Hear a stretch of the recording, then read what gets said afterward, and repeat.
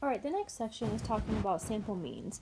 So this process is going to be very similar to what we got through talking about with sample proportions, just we're looking at averages. So the conditions and everything will be the same, but maybe the actual math that you have to do for the checking of the condition will be different.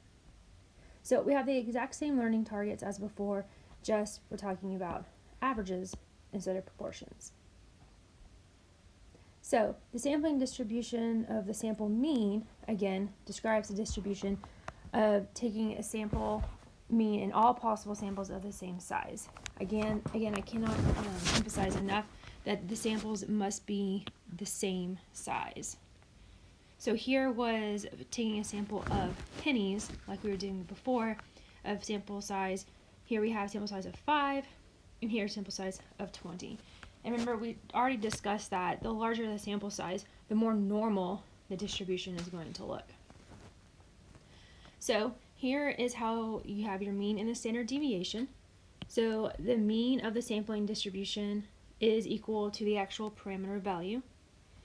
However, after you check the 10% condition, right, your sample size is less than or equal to 10% of the population, you have a different formula for finding the standard deviation of that sampling distribution. This is on your formula chart. So you take the standard deviation of the of what's given and divide by the square root of the sample size. So remember, we talked about this before, that the notation that you write matters, right? You have a difference between proportions, means, parameter values, and statistic values. If they are in Greek letters, let's classify that a little better. So P hat is a statistic, X bar is a statistic, right? N is your sample size. This is actually rho, which is a parameter value, that's the true proportion. Mu is the true mean. Sigma is the true standard deviation. So mu sub p hat is the center of your sampling distribution, which is equal to the actual parameter value. You have the standard deviation of the proportion, the mean of the sampling distribution of means, which is equal to the parameter value, and then again the standard deviation. Make sure that you are using the correct notation, because if you do use the incorrect notation, you do lose credit on the AP exam. So here we have the number of movies viewed in the last year by students at a large high school has a mean of 19.3 movies with a standard deviation of 15.8. Suppose we take a simple random sample of 100 students from the school and calculate the mean number of movies viewed by the members of the sample. Part A is identifying the mean, and Part B is calculating and interpreting the standard deviation. So the mean is equal to the mean that is given, 19.3. But the standard deviation, we have to check the 10% condition. It's 100 students, less than 10% of all the students in a large high school. Yes, remember playing on the word large. So then you can use the formula for finding the standard deviation of the sampling distribution, and that is equal to the standard deviation that is given, 15.8, and dividing by the square root of the sample size, 100. So 1.58 movies. Let's not forget to interpret. So in a simple random sample of size 100, the sample mean number of movies viewed will typically vary by about 1.58 movies from the true mean of 19.3 movies. So now let's talk about a normal distribution. If the distribution of our population is normal, then the sampling distribution is also normal, no matter the size at which the sample is. So this is your population, this top histogram that's black, and then we have a distribution where we had samples of size 5. This middle graph, this is just a sample of 5. So you have 1, 2,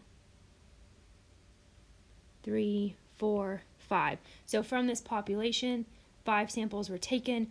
The average of whatever this context is was then plotted, and then the center of this graph was plotted to start creating the sampling distribution. So from a normal population, it resulted in a normal sampling distribution. So again, no matter what size the sample is, if it came from a normal distribution, it is automatically a normal distribution for the sampling distribution. All right, so if the population is normal, then we know how to find the mean and the standard deviation based on the examples that we did before. And then now we know that the shape is also normal. If the shape is normal, then we know how to calculate the probabilities, just like before. So the heights of young women follow a normal distribution with a mean of 64.5 inches and standard deviation of 2.5 inches. Find the probability that a randomly selected young woman is taller than 66.5 inches. And then part B, find the probability that the mean height of a simple random sample of 10 young women exceeds 66.5 inches. Notice there is a difference here. We have a randomly selected young woman, meaning our sample is size 1. But then in the next, we have a sample of size 10. So these are two totally different questions. All right, so originally what you would do before you even calculate the probability is you would need to find out, okay, what's the mean, what's the standard deviation, but luckily it's already given to us. And then we had to ask ourselves, what's the shape? But again, it's told that it is a normal distribution, therefore we know that the rest will be normal. So again, you can go by hand, you can use your calculator. We do have a nice visual graph of what we're looking for part A. So the mean is 64.5, standard deviation is 2.5, so we've graphed out our standard deviations. And then we've located where 66.5 is, that cutoff for the interval that we're interested in. And we want to look at being taller, so that's to the left. If you use your table to find your probability, remember that the table gives you the probability to the right, the area to the right of that breakoff. So your table is giving you here what is shaded in yellow. What you will need to do is subtract that from 1 to get the red shaded area. If you use your calculator, you're actually going to put the interval that you're looking for, right, 66.5 or above. And so that will actually just give you the probability you're searching for. In part B, we have 10 people. So here we identified the mean to be 64.5. But we have a sample, so we check that 10 is less than 10% of all young women, which is obvious. And so we have to calculate the standard deviation. That is the standard deviation given to us, which is the parameter value, divided by the square root of our sample size. So our standard deviation is 0.79. Then, because the population of heights is normal, given to us in the context of the problem, we know that the distribution of the samples of x bar is also going to be normal. Now that we know it's normal, we can draw our illustration here to give us an idea of what we're looking for, and then repeat the process from part A with the interval here. So again, you can use your table, you can use the calculator. If you use the table, make sure you subtract from 1 because you're looking for the left side, or the right side, sorry, not the left side. I may have mixed that up earlier. The table always gives you the probability to the left. So if you want the probability or area on the right, you have to subtract from 1. Also remember, if you're using your calculator, do not write the words or the phrase normal CDF or lower upper bound on your paper. You do not get credit for that. Your credit comes from identifying all of the pieces, or even graphing, giving the visual and shading the part that you're looking for. All right, so we talked about if our population distribution is normal, then our sampling distribution is normal. But what if we don't know what the population distribution is, or what if it's a skewed situation? So let's look at that. Here we have a uniform distribution, we have a right skewed distribution, and then we have one here that looks bimodal. So they took the parent population, which is just the population. Then they were, I don't know what happened, we don't have it graphed here. They took a sample, right? And then you take many samples to get this distribution. And then you have you also have one for size 25 versus 2. So we have two sampling distributions here. So notice that if you have a uniform distribution, both sample size 2 and 25, they do both have only one peak. However, when my sample size was larger, I got more of a normal distribution with a smaller variability, a smaller spread. When we look at the right skewed distribution, when my sample size is small, my distribution is still slightly skewed, but when I've increased it here to 25, my variability has decreased and my distribution is approximately normal. Then with our bimodal two-peaked distribution, when the sample size is 2, I got this very interesting graph that actually had 3 modes. But when my sample size increased to 25, I get yet again another approximately normal distribution. So the idea here is the same as before with proportions, is if my sample size is large, then I'm going to have an approximately normal distribution. So the question is, how large of a sample do I need?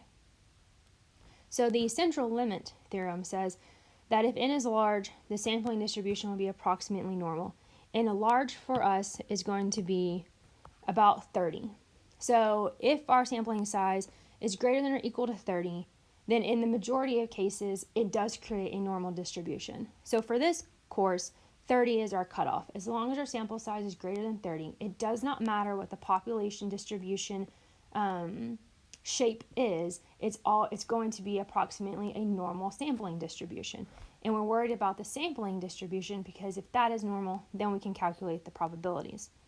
Now remember, if they say that the population distribution is normal, then it does not matter what our sample size is. It only matters our sample size if we do not know the shape of the population or if it's a skewed distribution. So here we have calculate the probability that the average time it takes to complete the work exceeds 35 minutes. I believe I am missing the actual question here. And then how much average time per customer should Keith budget if he wants to?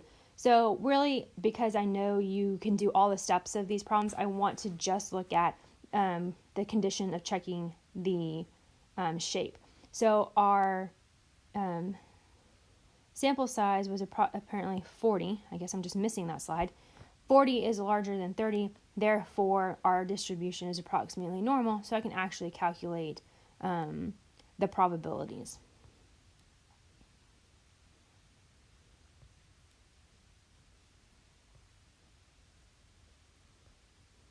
So again, the difference here is just that the formula to find standard deviation is different than proportions, right? It is the standard deviation given divided by the square root of the sample size.